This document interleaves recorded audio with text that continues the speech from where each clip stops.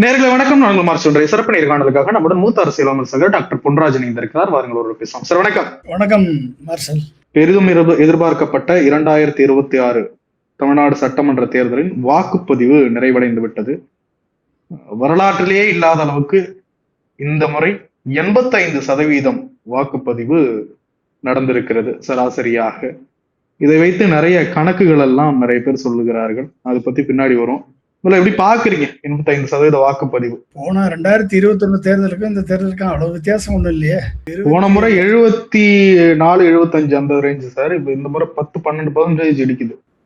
அது எஸ்ஐஆர்ல குறைச்சிருக்காங்கல்ல. போன முறை 6,29,00,000 வாக்காளர்கள், 29 லட்சம் வாக்காளர். இந்த வட்டம் 5,73,00,000 வாக்காளர்கள். கிட்டத்தட்ட நீங்க 97 லட்சம் வாக்காளர்களை நீக்கியிருக்காங்க.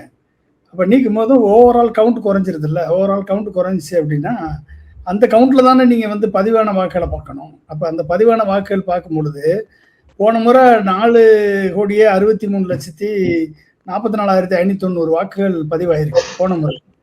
அது கிட்டத்தட்ட 73.63%. இந்த முறை 4,85,64,033 வாக்குகள் பதிவாயிருக்கு. இது 84.69%. அப்ப இதுல இருந்து என்ன வித்தியாசம் அப்படின்னா கிட்டத்தட்ட 22 லட்சம் வாக்கு தான் கூட வந்திருக்கு. ஒன்லி 22 லட்சம் வாக்கு. நீங்க ஓவராலா நீங்க எத்தனை புது வாக்குகள் சேர்த்திருக்காங்க அப்படின்னு பாத்தீங்கன்னா எஸ்ஐஆருக்கு பிறகு கிட்டத்தட்ட 97 லட்சம் பேர் அவங்க நீக்கினா கூட அவங்க சேர்த்தது 27 லட்சம் பேர் சேர்த்திருக்காங்க. இந்த 25 லட்சம் பேர் சேர்த்ததுல 5 லட்சம் பேர் வாக்கு அளிக்கல. 5 லட்சம் பேர் ஓட்டு போடலாம். 22 லட்சம் பேர் தான் ஓட்டு போட்டிருக்காங்க. சேர்த்தது 27 லட்சம் பேரு. அதுல 22 லட்சம் பேர் தான் புதுசா வாக்களிச்சிருக்காங்க. 5 லட்சம் பேர் ஓட்டு போடலாம். அப்ப என்ன அர்த்தம் அப்படின்னா 27 லட்சம் பேர்ல 14 லட்சம் பேர் 18 வயசுல இருந்து 19 வயசு, 18ல இருந்து 19 வயசு 14 லட்சம் பேர் இருக்காங்க. புரிஞ்சுக்கிட்டீங்களா? அந்த 27 லட்சம் பேர்ல இப்போ இந்த 5 லட்சம் பேர் ஓட்டு போடலை, 22 லட்சம் பேர் தான் ஓட்டு போட்டிருக்காங்க. அப்போ குறைவாக தான் வந்திருக்குது. அப்போ இதில் எந்த விதமான சர்ச்சும் இல்லை, எந்த விதமான ஒரு புதுசாக ஒரு மக்களுக்கு ஆர்வம் அதிகரிச்சிருக்கு. ஏன்னா வெயில், பயங்கரமான வெயில். அதனால சீக்கிரமே போய் ஓட்டை போட்டுருவோம், 12 மணி உச்சி வெயில் வர்றதுக்குள்ளேயே ஓட்டு போட்டுருவோம்னு சொல்லி பாதி பேர் சீக்கிரம் போனவங்க இருக்காங்க. அப்புறம் 12 மணிக்கு மேலே ஈவினிங் வெயில் தாழ போவோம்னு சொல்லி போனவங்க இருக்காங்க. ஒழிய இது ஏதோ ஒரு பெரிய புரட்சிக்கு வழிவகுத்து விட்டது, ஏதோ ஒரு நடிகரது கட்சிக்காக விட்டதுன்றதெல்லாம் சொல்வதெல்லாம் சுத்த ஹம்பக்கு, சுத்த ஃபேக். அப்படி ஒன்றும் புதுசா ஒரு புரட்சி ஒன்றும் ஏற்பட்டு விடவில்லை என்றுதான் நான் கருதுகிறேன். நீங்க இன்னொன்று இப்போ ஒரு டேட்டா, லேட்டஸ்டா ஒரு டேட்டா வந்திருக்கு. பார்த்தீங்கன்னா சென்னையில பல்வேறு தொகுதிகளில் அதிகமான வாக்கு எண்ணிக்கை பர்சன்டேஜ் இன்க்ரீஸ் ஆனா கூட 2021 தேர்தலில் இருந்து 2026 இன்றைக்கு வாக்கு மொத்த வாக்குகள் குறைஞ்சிருக்கு. நீங்கள் எடுத்துக்கங்களேன், அண்ணா நகர் தொகுதியில் நான் போட்டியிட்ட தொகுதி, அந்த தொகுதி அண்ணா நகர் தொகுதி 2021 கிட்டத்தட்ட 1,65,872 வாக்கு, 822 வாக்கு போன வருஷம் 2021. இந்த வருஷம் 1,61,700. அப்ப என்னாச்சு, 4,063 வாக்கு குறைஞ்சிருக்கு அண்ணா நகர்ல. அப்போ ஓவரால வாக்கு 4,600 வாக்கு 63 வாக்கு குறைஞ்சிருக்கு. எழும்பூர்ல 728 வாக்கு குறைஞ்சிருக்கு. துறைமுகத்துல கிட்டத்தட்ட 2,283 வாக்கு போன முறை விட இந்த முறை குறைந்திருக்கு. ஆர்கே நகர்ல 6,699 வாக்கு போன முறை விட இந்த முறை குறைந்திருக்கு. சேப்பாக்கத்துல 2,540 வாக்கு கூடியிருக்கு. கோயம்புத்தூர்ல 8,595 வாக்கு கூடியிருக்கு. விருகம்பாக்கத்துல 2,220 வாக்கு கூடியிருக்கு. 3 தொகுதியில தான் கூடியிருக்கு. பெரம்பூர்ல ஒரு 2,278 வாக்கு கூடியிருக்கு. பெரம்பூர்ல 2,278 வாக்கு. வேளச்சேரியில ஒரு 6,725 வாக்கு கூடியிருக்கு. 1000 விளக்கு எடுத்துக்கிட்டீங்கன்னா 5,783 வாக்கு குறைஞ்சிருக்கு. ராயபுரத்துல 5,175 வாக்கு கூடியிருக்கு. சைதாப்பேட்டையில 2,434 வாக்கு குறைஞ்சிருக்கு. டி நகர்ல 5557 வாக்கு குறைஞ்சிருக்கு. மயிலாப்பூர்ல 4264 வாக்கு குறைஞ்சிருக்கு.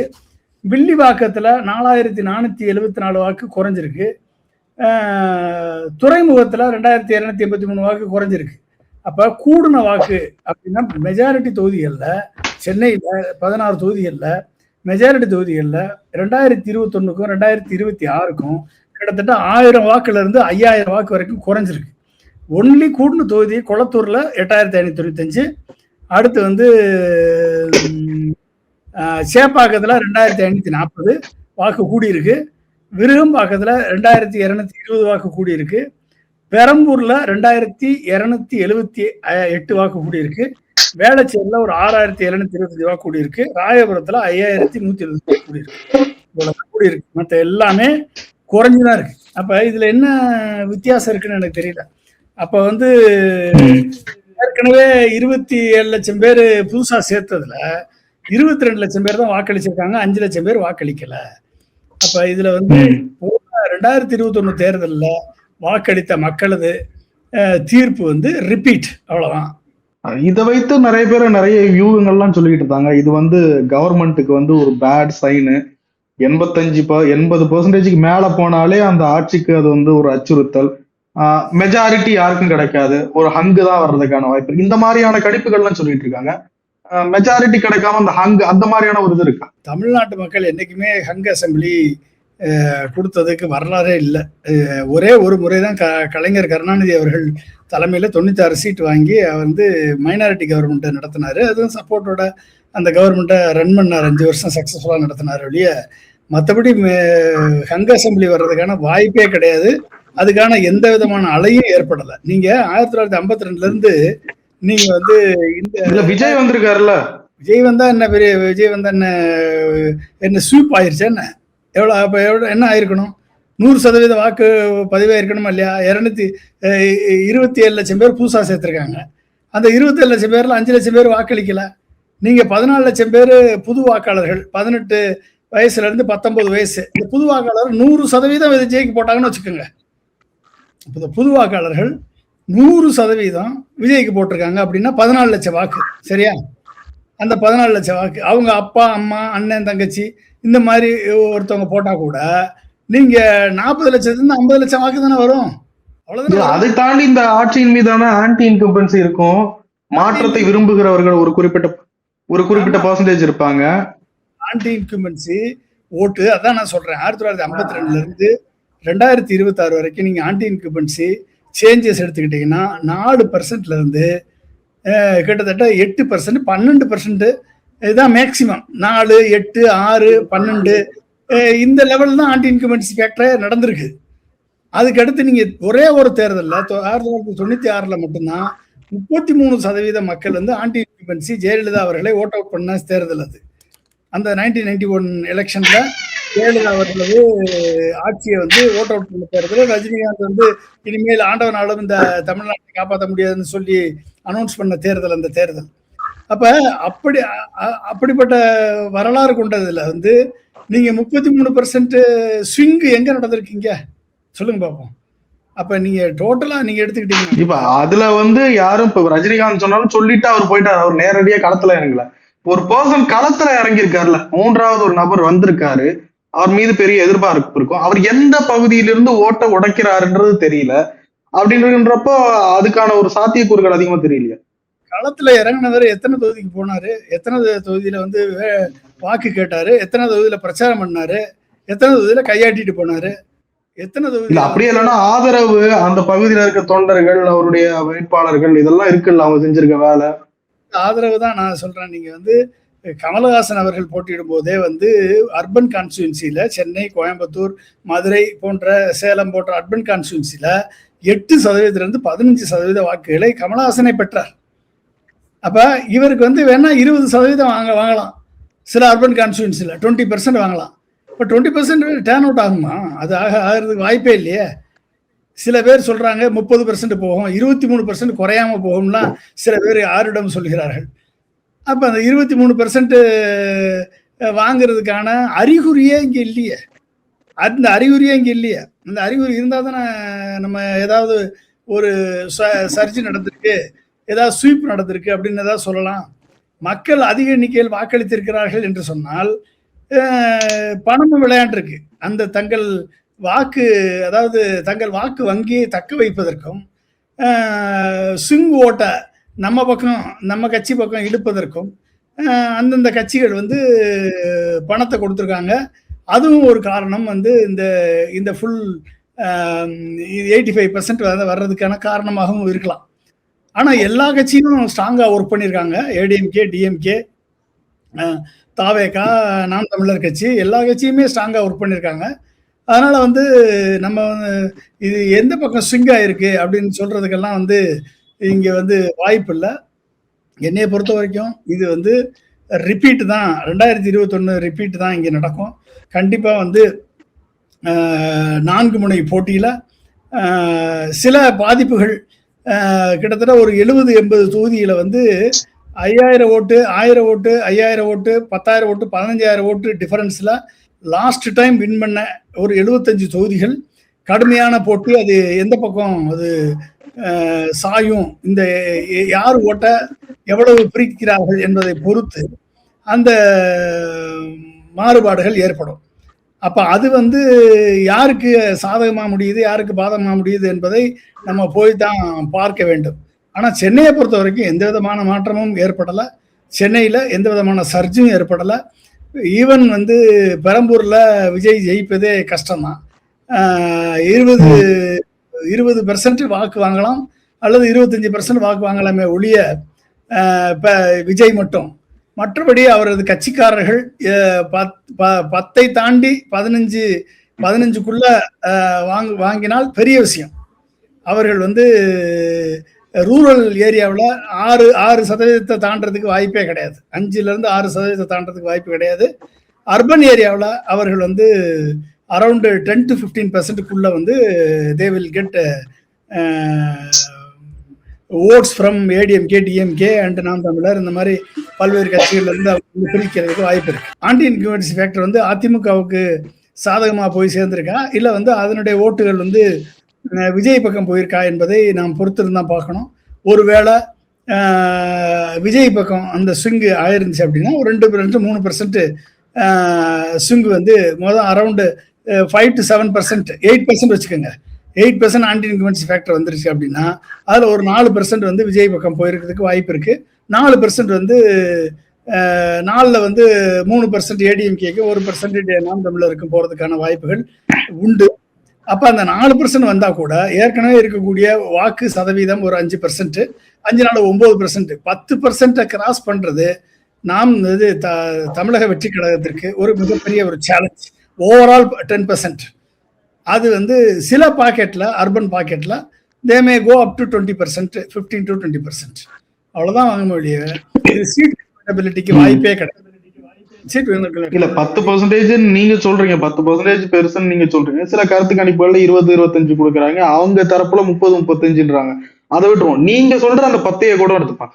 2006 ஆண்டு தேர்தல்ல விஜயகாந்த் அவர்கள் களமிறங்கினார். அவர் ஒரு 8% வாங்கினார்னு நினைக்கிறேன்.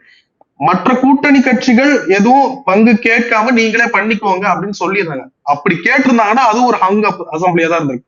அது மைனாரிட்டி கவர்மெண்ட். இப்ப யாரும் அப்படி பங்கு கேட்க மாட்டாங்கன்னு சொல்ல முடியாது. எப்படி பார்த்தாலும் ஆளுங்கட்சிக்கு மெஜாரிட்டி வரல. இப்ப அதே 10ன்னா கூட இப்ப அப்படி வராதா? எப்படி வரும்? ஆளுங்கட்சி மெஜாரிட்டி வரலன்னு எப்படி நம்ம சொல்ல முடியும்? அதே சார் 2026ல இப்படி ஒரு நிலைமை இருந்தது. அது விஜயகாந்த் வந்தப்போ அவர் 8% வாங்கினப்ப 2006ல விஜயகாந்த் 8%. ஆமா, 8% வாங்கும் போதும் கலைஞருக்கு வந்து 96 சீட்டு வந்துச்சுன்னு சொல்றீங்க. அதானே சொல்றீங்க நீங்க?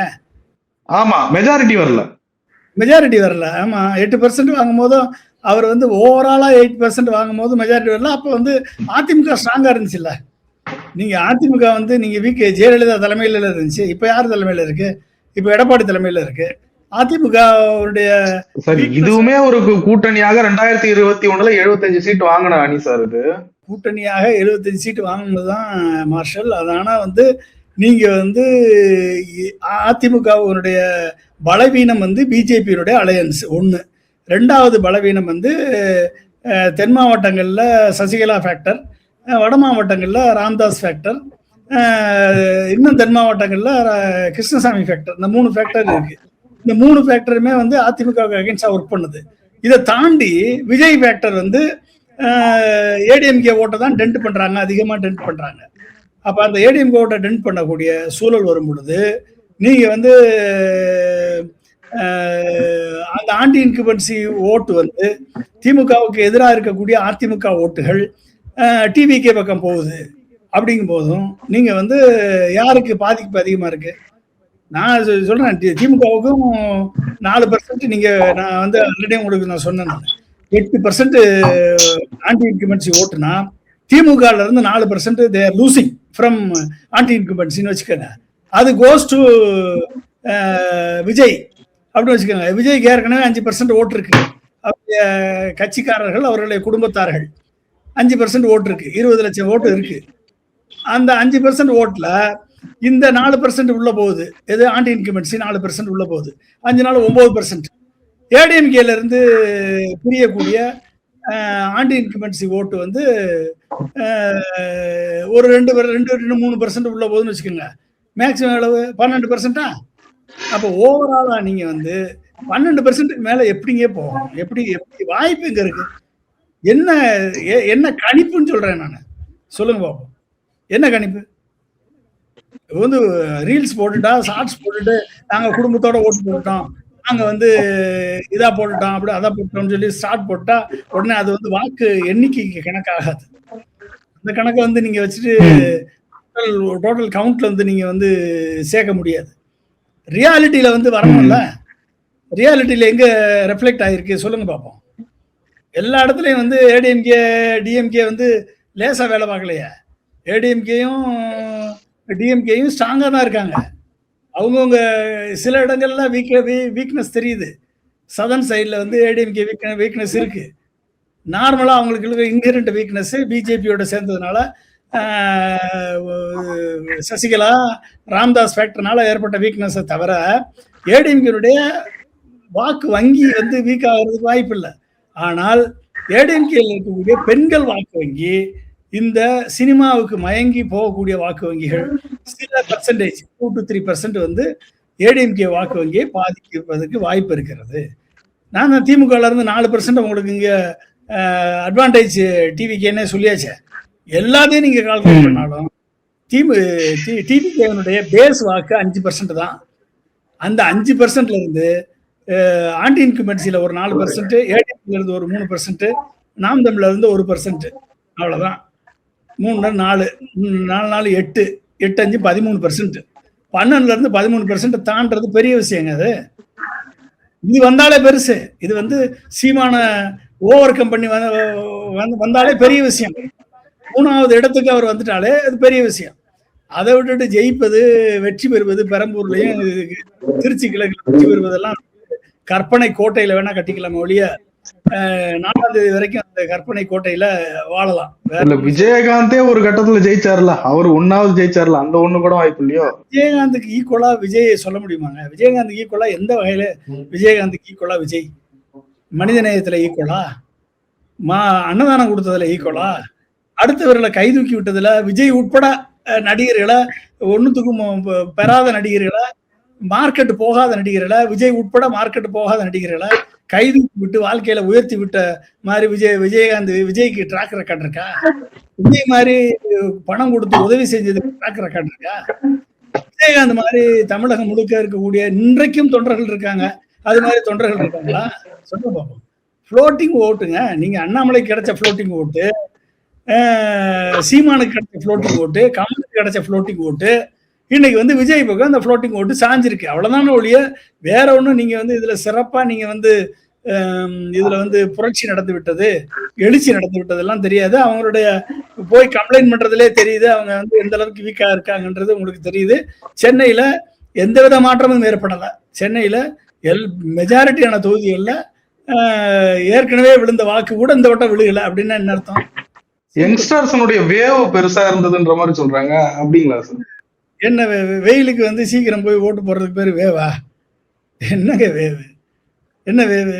அலையா போய் ட்ரெஸ்ஸை போட்டுட்டு, வெள்ளை ட்ரெஸ்ஸும் காக்கி பேண்ட்டையும் போட்டுட்டு நாங்கள் போட்டு செல்ஃபி எடுத்து போட்டால் அதுக்கு பேர் வேவாங்க? அதுக்கு பேர் வேவு கிடையாதுங்க. வேவுன்றது வந்து உண்மையிலேயே வந்து அது வந்து உணர்ச்சி பெருக்கோட உண்மைத்தன்மையோட அது வந்து அதுக்கு வந்து ஒரு ரீசனிங் இருக்கணும். அதான் வேவு.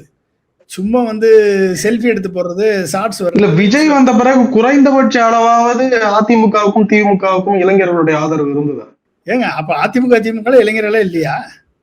அதிமுக திமுக இளைஞர்கள் இல்லையா? நாம் தமிழர்ல இளைஞர்கள் இல்லையா? அந்த விஜய் வந்த பிறகு சொல்றேன். வந்த பிறகுதான் சொல்றேன். அந்த 18 இருந்து 19 வயசு மொத்தமா சினிமாவுக்கு அடிமையா இருப்பாங்க? சொல்லுங்க பாப்போம். சினிமாவுக்கு அடிமையா இருக்கக்கூடியவங்களா மொத்தமா 100%மா 18 இருந்து 19 வயசு 14 லட்சம் பேர் சேர்த்திருக்காங்க புதுசா. மொத்தமா சினிமாவுக்கு அடிமையா இருப்பாங்க, சினிமா நடிகருக்கு அடிமையா இருப்பாங்க. அவனுக்கு சுயமா சிந்திக்கக்கூடிய அறிவு இல்லையா? அவனுக்கு சிந்திக்கக்கூடிய சிந்தனை இல்லையா? ஏங்க குழந்தை கேக்குது, குழந்தை வந்து ஏதோ ஒண்ணு சயனடை கேக்குது, வாங்கி கொடுக்க முடியுமா நம்ம? சொல்லுங்க. பெற்றோர்கள் வந்து நல்லா பாக்குறதுக்கு நல்லா இருக்கு, பெப்பர் இருக்கு, பட்டர் ஜாய் மாதிரி இருக்கு, அதுக்குள்ள சயனைடு வச்சிருக்கான்னு வச்சுக்கோங்க, அதை வாங்கி கொடுத்துருவாங்களா பெற்றோர்கள்? என்ன அர்த்தம்? அப்ப அதெல்லாம் அப்படிப்பட்ட அரசியல் விழிப்புணர்ச்சி இல்லாதவர்களா இந்த பெற்றோர்கள்? சின்ன குழந்தை கேட்கின்றதுக்காக வந்து அடுத்த 5 வருடத்தை அந்த எதிர்கால தலைமுறைய வந்து அடகு வச்சுட்டு போறக்கூடிய பெற்றோர்கள் அப்படின்னா சில பேர் இருக்கதான் செய்வாங்க. தன்னையே மறக்க குழந்தை நினைக்க போறாங்க. அப்படிப்பட்ட பெற்றோர்கள் வந்து டிஸ்கவுண்ட் பண்ணிதான் ஆகணும். அந்த பெற்றோர்கள் கணக்கிலே எடுக்க முடியாது. அந்த சதவீதம் 10 இருந்து 12% வர்றது காரணம் தான் வரும். ஆக ஒட்டுமொத்த தமிழ்நாட்டு மக்களும் தமிழ்நாட்டு இளைஞர்களும் இளம் பெண்களையும் நம்ம குற்றச்சாட்டு சொல்ல முடியுமா?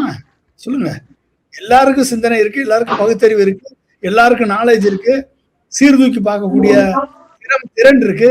இப்ப சீர்தூக்கி ஒருத்தன் பார்த்துட்டானால இந்த மாதிரி ஒரு எந்த தகுதியுமே இல்லாத ஒரு தலைவனை தேர்ந்தெடுப்பாங்களா? சொல்லுங்க. அதுக்கான வாய்ப்பு இருக்கா? அப்படி தேர்ந்தெடுத்தா அது வந்து தனக்குத்தானே தீய வச்சுக்கிற மாதிரி எல்லாம் அர்த்தம். அது தனக்கு தானே சொந்த காசுல சொல்லி வச்சுக்கிற மாதிரி. அதை வந்து எந்த தமிழ் இளைஞனும் இளம் பெண்ணும் செய்ய மாட்டாங்களே, அதுக்கு வாய்ப்பு இல்லையா? இந்த எஸ்ஐஆர் எதிர்த்து ரொம்ப கடுமையா பேசிக்கிட்டு இருந்தீங்க தொடர்ந்து. இப்ப எஸ்ஐஆர்னால பெரிய பலன் நடந்திருக்க மாதிரி தானே தெரியுது. ஆமா, எஸ்ஐஆர் வந்து எந்த விதமான கம்ப்ளைண்ட் தமிழ்நாட்டுல வரலையே. இப்ப மாஸ் டெலிஷன் வந்து பீகார்ல நடந்துச்சு, அதே மாதிரி மாஸ் டெலிஷன் தமிழ்நாடு நடந்துருச்சுன்னா திமுக சும்மா இருப்பாங்களா? அதிமுக சும்மா இருந்திருப்பாங்களா? ரெண்டுக்கும் வாய்ப்பு இல்லை. ஏன்னா மற்ற கட்சிகளுக்கு எஸ்ஐஆர் ஒரு குறைந்தபட்ச நாலேஜ் இல்லை. நாம் தமிழர் சும்மா இருந்திருப்பாங்களா? மாஸ் டெலிஷன் முஸ்லீம்கள், கிறிஸ்தவர்கள், எஸ்சி எஸ்டி மக்களை வந்து ரிமூவ் பண்ணியிருந்தா அதை வந்து பார்த்து கொண்டு இந்த கட்சிகள் சும்மா இருந்திருக்கணும்னா திருமாவளவன் சும்மா இருந்திருப்பாரா? இல்லை. அப்ப அவங்கெல்லாம் வந்து விழிப்புணர்ச்சியோட இருந்து எஸ்ஐஆரை வந்து உண்மையா நீக்கப்பட்டவர்களை அவர்கள் வந்து ஒவ்வொரு பிளாக் லெவல் ஏஜென்ட்ஸும் பிறகுதான் இந்த கட்சிகள் அமைதி காக்கிறார். அப்படின்னா எஸ்ஐஆர் வந்து இங்க நியாயமா நடந்திருக்குன்னு அர்த்தம். இல்லைன்னா வந்து இந்த கட்சிகள் வந்து குரல் எழுப்பியிருப்பாங்கல்ல, உங்களுக்கு வந்து டேட்டா வச்சுதானே பீகாரை பத்தி பேசணும், அந்த டேட்டா வச்சுதான் நம்ம பேசணும். இன்னும் நம்மளுக்கு தெரியல எத்தனை ஒரே ஜீரோ போட்டு எத்தனை ஸ்ட்ரீட் அட்ரஸ் போட்டாங்கன்னு தமிழ்நாட்டு டேட்டா இன்னும் வரல. இன்னும் ராகுல் காந்தி ரிசர்ச் பண்ணி சொன்னாதான் தெரியும் போல தெரியுது. நம்மளுக்கு இது வரைக்கும் தெரியல தமிழ்நாட்டுல அந்த எஸ்ஐஆர் டேட்டாவை யாராவது ரிசர்ச் பண்ணாங்களான்னு தெரியல. பண்ண வேண்டிய அவசியம் நம்மளுக்கு இல்லை, கட்சிகளுக்கு தான் உண்டு. அதை அவங்க பண்ணியிருந்தாங்கன்னா தெரிஞ்சிருக்கும். இல்லைன்னா வந்து அவங்க இந்நேரம் சும்மா இருந்திருப்பாங்களா இந்த கட்சிகள்லாம்? எல்லா தேர்தலின் போதும் இந்த இவிஎம் பற்றி சில புகார்கள் முன்வைப்பீங்க, நிறைய முறைகேடுகள் அப்படி இப்படின்ட்டு. இந்த தேர்தல் அது எப்படி நடந்ததுங்க சார்? சந்தேகத்திற்குரிய முறையில இருக்காது. இங்க பாருங்க, இவிஎம் ஹேச்சிங்க வந்து நீங்க கண்டே பிடிக்க முடியாது இப்போதைக்கு. இவிஎம் ஹேச்சிங் வந்து சாஃப்ட்வேர்ல உள்ள வந்து நீங்க லோட் பண்றதுதான். சிம்பிள் லோடிங் டைம்ல வந்து இந்த சின்னத்துக்கு இந்த சிம்பிளை வந்து ஒரு பேட்டர்ன் வந்து சாஃப்ட்வேர்ல இருந்து நீங்க இன்செர்ட் பண்ணிட்டீங்க அப்படின்னா இந்த சிம்பிளுக்கு நேரா இந்த பேட்டர்ன் இருந்துச்சு, இத்தனை பெர்சன்டேஜ் இந்த விழுந்த ஓட்டுல இத்தனை பெர்சன்டேஜ் இந்த சிம்பிளுக்கு அதிகமா போடுன்னு சொல்லி ஒரு சின்ன பேட்டர்னை மட்டும் கொடுத்தா போதும். ஆட்டோமேட்டிக்கா வந்து ஏற்கனவே லோட் பண்ணிருக்கக்கூடிய அல்காரிதம் அதுக்கு தகுந்த மாதிரி கால்குலேட் பண்ணி போட்டுரும். பர்கலா பிரபாகர் சொல்லலையா, நைட்டு ஆந்திர பிரதேசத்துல வந்து நைட்டு 12 மணி 4 மணிலிருந்து 11 மணிலிருந்து 4 மணி வரைக்கும் கவுண்ட் ஆயிருக்கு, ஹிஸ்டரி லாக் எடுத்து காமிக்கலையா அவரு இருக்குன்னு? எப்படி நடந்துச்சு? ஆட்டோமேட்டிக்கா மிஷின் ஆட்டோமேட்டிக்கா ஒர்க் பண்ணுதா? சொல்லுங்க பாப்போம். எப்படி கவுண்ட் ஆகுது? ஒவ்வொரு ஓட்டும் பதிவாகும் போதும் அதுக்கு ஒரு லாக் இருக்குல்ல, லாக் இருக்கு. இத்தனை மணிக்கு இந்த பட்டன் பிரஸ் பண்ணப்பட்டது, இத்தனை டேட்ல இந்த டைம்ல இந்த பட்டன் இத்தனை முறை பிரஸ் பண்ணப்பட்டிருக்கிறது அப்படின்ற லாக் இருக்குல்ல. இந்த லாக் எல்லாம் எலெக்ஷன் கமிஷன் ஓப்பனா தருமா? நம்ம இந்த லாக் கேட்டா தர மாட்டாங்க. சாஃப்ட்வேருக்குள்ள என்ன போட்டிருக்குன்னு கேட்டா சொல்ல மாட்டாங்க. நம்ம பெரிய ராக்கெட் ரகசியம் மாதிரி. ஓகே, இது கூட்டல் கழித்தல் கணக்கு. ஓகே, அப்புறம் வந்து சிம்பிள் லோடிங் ப்ராசஸ் ஓப்பனா வெளிப்படையா சொல்ல மாட்டாங்க. சரி, எதுவுமே நீ சொல்ல வேணாம். விவி பேட்டு நீ டிஸ்பிளே காமிக்கிறீல, அந்த பிரிண்ட் அவுட்டை எடுத்து ஒவ்வொரு வாக்காளரும் அந்த பிரிண்ட் அவுட்டை எடுத்து கையில பார்த்து அதை தூக்கி ஒரு பெட்டியில போடுறதுல என்ன பிரச்சனை எலெக்ஷன் கமிஷனுக்கு? அதை எண்ணி காமிப்பதுல என்ன பிரச்சனை? இதை பண்ணிட்டா இந்த நாங்க கேள்வியே எழுப்ப மாட்டோம்ல இவிஎம் பத்தி. இப்பயும் EVM can be manipulated, hatched. சில தொகுதிகளில் இன்னைக்கு எந்த விதமான அலையும் கிடையாது, எந்த விதமான இது கிடையாது. ஏற்கனவே இருந்த வாக்குகளை விட இந்த முறை வாக்குகள் கம்மியாக தான் பதிவாயிருக்கு. அப்போ அப்படி பதிவான இடத்துல விஜய்க்கு கூடுதலான வாக்குகள் கிடைச்சு, இல்லை பிஜேபி அதிமுக கூடுதலான வாக்குகள் பெற்று ஒரு ஹங் அசம்பிளி வந்துச்சு அப்படின்னா அதுக்கு காரணம் இவிஎம் மிஷினா தான் இருக்குமே ஒழிய மக்கள் தீர்ப்பு திமுகவுக்கு ஆதரவான தீர்ப்பாகத்தான் இருக்கும். திமுக தான் வெற்றி பெறும். மக்கள் தீர்ப்பு திமுகவுக்கு ஆதரவான தீர்ப்பாக தான் இருக்கும் ஒழிய இது ஹங் அசம்பிளிக்கான தீர்ப்பாக இருக்காது. வாய்ப்பே கிடையாது. சொன்ன விஷயங்களை பகிர்ந்து கொண்டு ரொம்ப நன்றி. மிக்க நன்றி. தேங்க்யூ.